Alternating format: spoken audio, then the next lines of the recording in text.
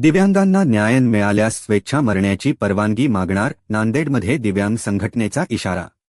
नांदेड जिल्ह्यात दिव्यांग, वृद्ध व निराधार नागरिकांच्या हक्कांसाठी लढणाऱ्या दिव्यांग वृद्ध निराधार मित्र मंडळ महाराष्ट्र या संघटनेने प्रशासनाला तीव्र इशारा दिला आहे। संघटनेचे संस्थापक अध्यक्ष चंपतराव डाकोरे पाटील कुंचोलीकर यांच्या नेतृत्वाखाली दिव्यांगांच्या विविध प्रश्नांसंदर्भात प्रशासनासोबत आतापर्यंत 12 बैठका आणि 1 सुनावणी घेण्यात आल्या आहेत। मात्र या बैठकीत वरिष्ठ अधिकाऱ्यांनी आदेश व निर्देश देऊनही बैठकीच्या इतिवृत्तातील अनेक महत्त्वाचे प्रश्न अद्यापही निकाली निघाल्याने दिव्यांगांमध्ये तीव्र नाराजी निर्माण झाली आहे। या पार्श्वभूमीवर दिव्यांग संघटनेच्या शिष्टमंडळाने नांदेडचे निवासी जिल्हाधिकारी यांची भेट घेऊन निवेदन दिले। यामध्ये त्यांनी सांगितले की वरिष्ठ अधिकाऱ्यांच्या आदेशांनंतरही कनिष्ठ अधिकारी बैठकीतील प्रश्नांची दखल घेत नाहीत, तसेच निवेदनाला साधे उत्तरही दिले जात नाही। यामुळे दिव्यांगांना न्याय मिळत नसल्याची भावना वाढत आहे।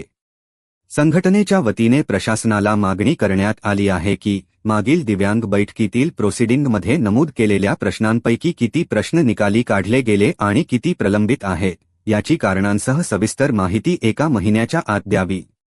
तसेच दिव्यांगांना त्यांच्या हक्कांचा न्याय देण्यासाठी ठोस निर्णय घ्यावे। जर 1 महिन्याच्या आत दिव्यांगांच्या मागण्यांवर सकारात्मक निर्णय घेतला गेला नाही तर नांदेड जिल्हाधिकारी कार्यालय व जिल्हा परिषद मुख्य कार्यकारी अधिकारी यांच्या दालनात स्वेच्छा मरण्याची परवानगी मिळेपर्यंत बेमुदत धरणे आंदोलन करण्यात येईल, असा इशारा संघटनेने दिला आहे। यावेळी दिव्यांग संघटनेचे सल्लागार वकील धोंडीबा पवार, मराठवाडा प्रमुख सुधाकरराव पिलगुंडे, नांदेड जिल्हा सचिव अनिल रामदिनवार, तसेच किसन रामा, शिवाजी घोरबांड, चांदू किसन, मारोती बोईनवाड, रामजी तिमापुरे, अशोक महादू, मोतीबाई जंगलमुळे, सौमित्रा पालेवाडी आदी कार्यकर्ते उपस्थित होते। दिव्यांग, वृद्ध आणि निराधार नागरिकांच्या हक्कांसाठी सुरू असलेली ही लढाई आता कोणत्या टप्प्यावर जाते आणि प्रशासन यावर काय निर्णय घेते याकडे संपूर्ण नांदेड जिल्ह्याचे लक्ष लागले आहे। नमस्कार, मी दिव्यांग वृद्ध निराधार मित्रमंडळ महाराष्ट्र संस्थापक अध्यक्ष चंपतराव डाकोरे पाटील कुंचोलीकर बोलतोय। आज दिव्यांग बांधवांसाठी दिव्यांगांना हक्क मिळावा म्हणून दिव्यांग वृद्ध निराधार मित्रमंडळ महाराष्ट्र या संघटनेच्या वतीने दर महिन्याला निवेदन देऊन पाठपुरावा करून प्रशासकीय अधिकाऱ्याकडे पडझड दिव्यांग बांधव येत असताना सुद्धा आज 2022 पासून तर आजपर्यंत माननीय जिल्हाधिकारी अभिजित राऊत साहेबांनी 8-7 बैठका 1 सुनावणी घेतली, पण त्या सुनावणीमध्ये आणि दिव्यांगाच्या प्रोसिडिंग मध्ये एकही प्रश्न सुटलेला नाही।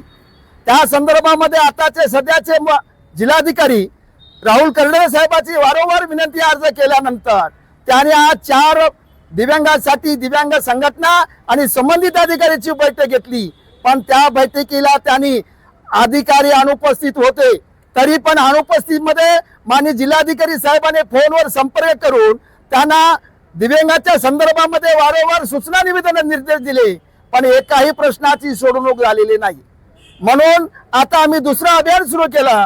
17 फेब्रुवारी 2025 पासून प्रत्येक तहसील कार्यालयामध्ये तहसीलदारांचे प्रश्न वेगळे, गट विकास अधिकाऱ्यांचे प्रश्न वेगळे, दिव्यांगांना ह्या प्रश्नावर प्रोसिडिंग मध्ये 12 प्रोसिडिंग झाल्या, त्या प्रोसिडिंग मध्ये एका प्रश्नाचं उत्तर मिळालेलं नाही किंवा त्यांच्या प्रश्नाचा निकाल जर आपल्या वरिष्ठ अधिकाऱ्याचे आदेश निर्देश जर मानता येत नसेल त्यांच्यावर शिस्तभंगीची कारवाई किंवा दप्तर दिरंगाई कायदा आणि दिव्यांग हक्क कायदा का वापरला जात नाही याबद्दल प्रश्न विचारलेला आहे।